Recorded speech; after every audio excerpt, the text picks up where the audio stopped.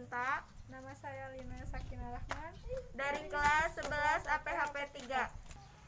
Di sini kami akan memainkan permainan tradisional yaitu sondah.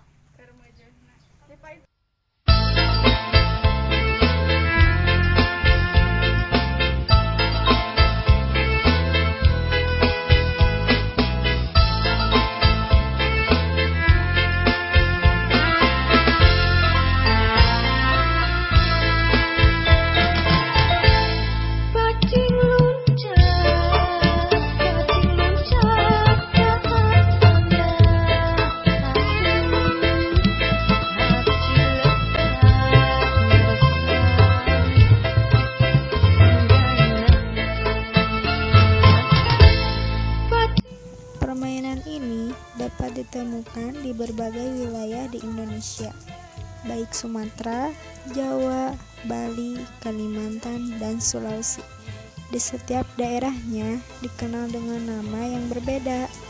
Di Jawa, permainan ini disebut engklek atau sondah.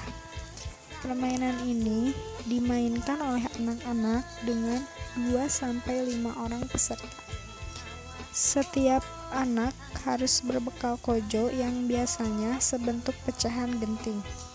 Jadi, para pemain harus melompat ke petak berikutnya dengan satu kaki mengelilingi petak-petak yang ada. Pemain yang telah menyelesaikan satu putaran terlebih dahulu berhak memilih sebuah petak untuk dijadikan sawah.